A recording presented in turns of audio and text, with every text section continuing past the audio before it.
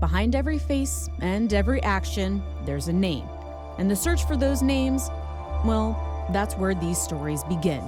I'm Fox 4 senior reporter Caitlin Knapp, and I'm on a mission to get to know the names we know and perhaps find the ones we don't.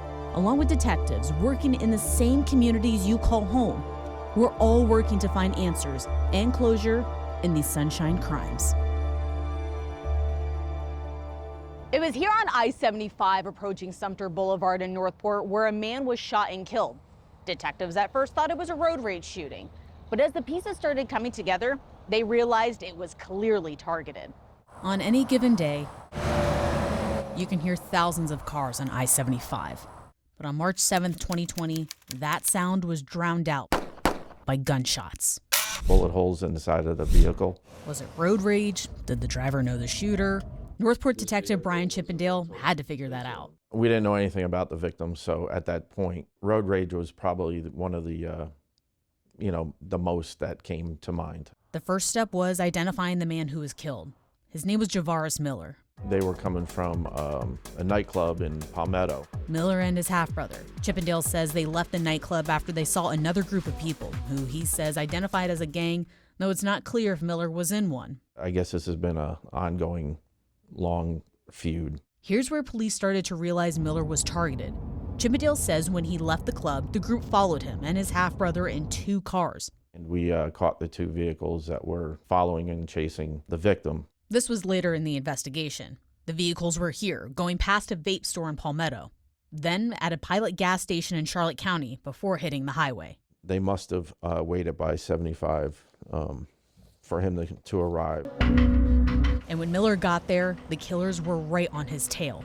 You could tell there's 1, 2, 3, 4, 5, 6, 7 that actually hit. With this one, we believe it's a gunshot right there, being the deadly bullet. The casings were back by Ponce de Leon, so he probably drove a good 4 or 5 miles until he came to rest. Before crashing into a guardrail near the Toledo Blade exit. His brother kind of steered it until it stopped along the roadway. The miles-long crime scene shut down I-75 for hours as investigators like Chippendale tried to figure out who killed Miller. He says 5 of the people at the club are persons of interest, and all of them lawyered up. And there's another problem. We were running into is all the witnesses, even the ones that we don't believe, had anything to do with the shooting.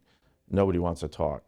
So this is the evidence Chippendale has to work with. But what about DNA? Well, remember where the shell casings were?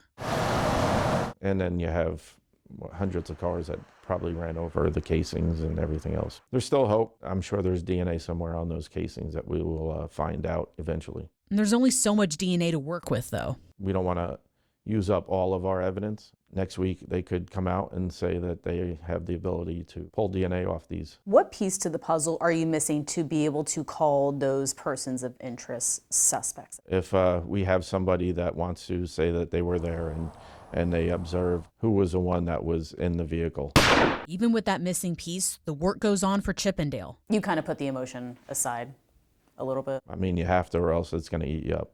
I do look at it every day. He's looking at what will crack the case and put the killers behind bars. We will make sure that you guys are held accountable for this. If you know anything about the murder of Javaris Miller, call Northport Police or Southwest Florida Crime Stoppers. In Northport, Caitlin Knapp, Fox 4.